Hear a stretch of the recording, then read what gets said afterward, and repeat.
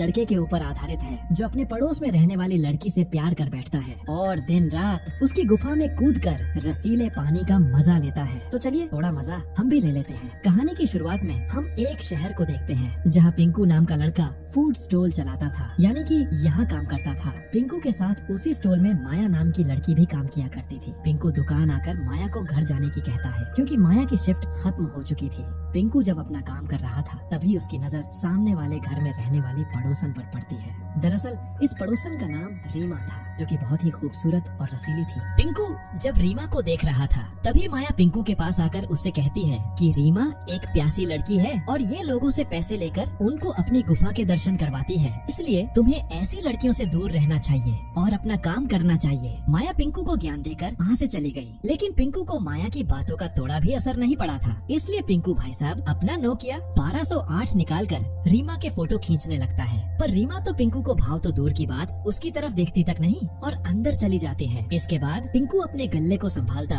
है कि आज कितनी कमाई हुई, क्योंकि जो कमाई होती थी वो गल्ले में जाती और जो टिप मिलती थी वो पिंकू की जेब में जाती है, क्योंकि बेचारा पिंकू तो गरीब है और वो दूसरे की दुकान पर काम करता है। थोड़ी देर बाद पिंकू बैठकर फोन चला रहा था, तभी उसकी शॉप पर रीमा आकर उससे मैगी मसाला मांगने लगती है। पिंकू भी जल्दी से उसे मैगी मसाला देता है, लेकिन गलती से वो मैगी मसाले को नीचे गिर गया था। तो पिंकू रीमा से माफी मांगने लगता है, तो रीमा पिंकू से कुछ न कहकर उसके पास जाकर पिंकू को चूमने लगती है। और रुको यार, पिंकू भाई तो सपना देख रहे थे, अभी शाखा नाम का लड़का आकर पिंकू का सपना तोड़ देता है और पिंकू को मोमोज पैक करने का ऑर्डर देता है। पिंकू भी शाखा का ऑर्डर तैयार करने लगता है, क्योंकि पिंकू जानता था कि शाखा डेली रीमा के घर जाकर उसकी गुफा खोदता था, लेकिन वो कुछ नहीं कर सकता था। थोड़ी देर बाद पिंकू ऑर्डर देने के लिए जा रहा था, तभी उसे उसके पापा का कॉल आता है जो कि पिंकू से पैसे मांगते हैं। लेकिन पिंकू के पास इतने पैसे नहीं थे कि वो अपने पिताजी को पैसे दे सके, इसलिए वो फोन काट कर अपनी सेविंग के पैसे देखने लगा। अभी एक प्यासी बुढ़िया पिंकू के पास आती है और उससे कहती है कि क्या तुम और ज्यादा पैसे कमाना चाहते हो? अब पैसे तो सबको चाहिए, इसलिए पिंकू भी हाँ बोल देता है। तो वो प्यासी बुढ़िया पिंकू को कोने में ले जाकर उसकी तो का स्वाद लेने लगती है और खाता खुल जाने के बाद बुढ़िया पिंकू को थोड़े पैसे देकर चली जाती है, क्योंकि उसको पिंकू की तो कुछ खास पसंद नहीं आई थी। ये ऐसी जॉब कहाँ मिलती है जहाँ अपना काम भी हो जाए और पैसे भी मिल जाए? आपको पता हो तो कमेंट करके बताना।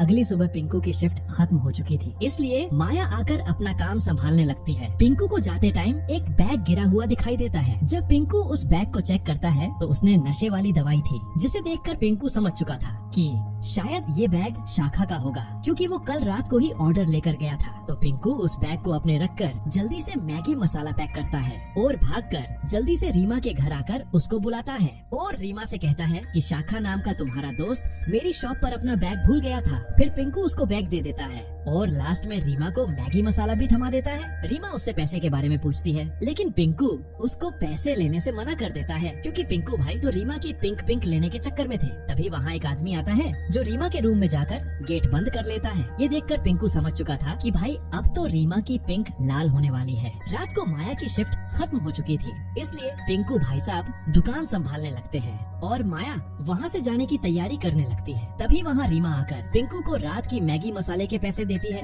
लेकिन पिंकू अभी भी पैसे लेने से मना कर देता है, क्योंकि वो रीमा की गुलाबी से लाल करना चाहता था। माया इन दोनों को बातें करता देख वहाँ से चली जाती है। माया के जाने के बाद पिंकू रीमा से बातें करने लगा। रीमा पिंकू से कहती है कि मुझे तुम्हारे यहाँ की मैगी बहुत अच्छी लगी, मुझे वो खानी है और इस बार तुम्हें पैसे भी लेने होंगे। पैसे लेकर पिंकू जल्दी से रीमा के सामने मैगी बनाकर पेश करता है। तभी पिंकू रीमा के जिस्म पर चोट के निशान देखता है, तो वो रीमा से उनके बारे में पूछने लगा। तो रीमा उसे बताती है कि मैं पैसे कमाकर दुबई जाना चाहती हूँ, जिसके लिए मुझे अपनी गुफा से पानी निकलवाना पड़ता है और ऐसे कई लोग आते हैं को पानी निकालते टाइम टॉर्चर करते हैं। ये सुनकर पिंकू भाई को उन लोगों के ऊपर गुस्सा आने लगा जो रीमा के साथ ऐसी हरकत करते थे। तभी रीमा को कस्टमर का कॉल आता है और वो वहाँ से उठकर चली गई। अगली सुबह माया की शिफ्ट थी। जब वो स्टॉल आकर देखती है तो पिंकू ने स्टॉल भी नहीं खोली थी। माया उससे स्टॉल न खोलने का कारण पूछती है, तो पिंकू बताता है कि मेरा मूड खराब है और मुझे रीमा की चिंता है, क्योंकि वो पैसे कमाने के लिए कई सारे लोगों से अपना खाता खुलवाती है जो उसे टॉर्चर भी करते हैं। तो माया पिंकू को समझाती है कि तुम्हें उसके बारे में ज्यादा नहीं सोचना चाहिए।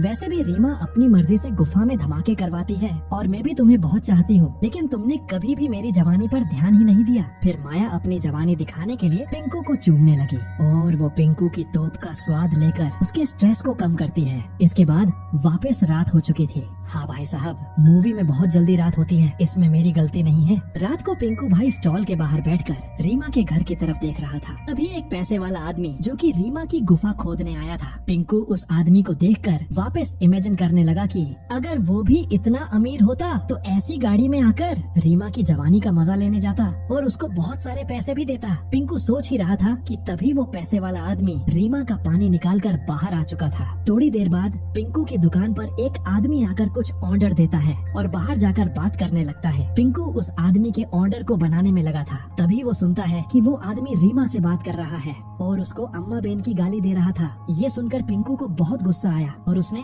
उस आदमी के ऑर्डर में कचरा मिलाकर उसको दे दिया, जिसको लेकर वो आदमी सीधे रीमा के घर जाता है। पिंकू बाहर खड़ा होकर रीमा के घर की तरफ देख ही रहा था। तभी रीमा और वो आदमी बालकनी में आकर उल्टियाँ करने लगे। पिंकू को लग रहा था कि वो खाना बस वो आदमी ही खाएगा, लेकिन उसके साथ रीमा भी उल्टी कर रही थी। वो आदमी तबीयत खराब होने की वजह से वहाँ से चला जाता है। उसके जाते ही पिंकू भाई साहब जल्दी से रीमा के पास जाकर उसको सही होने की टेबलेट देता है, जिससे रीमा को थोड़ी शांति मिली थी। पर रीमा जल्दी ही पिंकू को अपने घर से जाने की कहने लगी, क्योंकि उसके पास कस्टमर आने वाला था जो उसकी गुफा में धमाके कर उसे पैसे देता। लेकिन पिंकू वहाँ से जाने से मना करके रीमा को सुला देता है और खुद रूम की सफाई करने लगा। तभी उसे वहाँ वही बैग मिलता है जो उसने कुछ दिन पहले रीमा को दिया था। पिंकू उस बैग को कचरे में डालकर वहाँ से निकल जाता है। अगली सुबह पिंकू ही दुकान संभाल रहा था, क्योंकि आज माया को काम था। तभी दुकान पर रीमा आकर खाना खाने की कहती है, तो पिंकू जल्दी जल्दी खाना बनाकर रीमा को सर्व करता है और रीमा के पास बैठकर उसे कहता है कि जाने मन में तुमसे शादी करना चाहता हूँ। मुझे उससे फर्क नहीं पड़ता कि तुम क्या काम करती हो या करती थी। लेकिन रीमा पिंकू की बातों को मजाक समझकर टाल देती है। तभी पिंकू रीमा को बताने लगा कि उसने कल रात एक ऑर्डर में कचरा मिलाया था, जिसको तुमने भी खाया था। ये बताकर पिंकू रीमा से माफी मांगने लगा, लेकिन रीमा गुस्सा होकर वहाँ से जाने लगी। तो पिंकू भी उसके पीछे पीछे जाकर उससे माफी मांगता है। तो गुस्से में रीमा पिंकू को बोलती है कि अबे तेरी क्या औकात है, और तेरी वजह से मेरा एक कस्टमर कम हो गया, और तुम्हें पता है मुझे पैसों की कितनी जरूरत है, क्या अब तुम्हारा बाप पैसे ला कर देगा। इतना बोलकर रीमा वहाँ से चली गई। ये सुनकर पिंकू भी गुस्से में आ चुका था, इसीलिए वो जल्दी से जाकर अपनी सेविंग किए हुए पैसे को निकालता है और सीधे रीमा के घर आकर उसे कहता है कि मैं तुमसे बहुत प्यार करता हूँ, लेकिन तुम्हारे जैसी रड़ड़ तो पैसे से प्यार करती है। तो पिंकू रीमा के मुंह पर पैसे फेंक देता है। पैसे देखकर रीमा जल्दी से सारे पैसे उठा लेती है। पैसे उठाने के बाद रीमा पिंकू का माहौल बनाने लगी। बिना पैसों के तो कुछ होता ही नहीं है। पिंकू जैसे ही रीमा की गुफा में अपनी तोप चलाकर अपनी प्यास बुझा लेता है और वहाँ से जाने लगता है।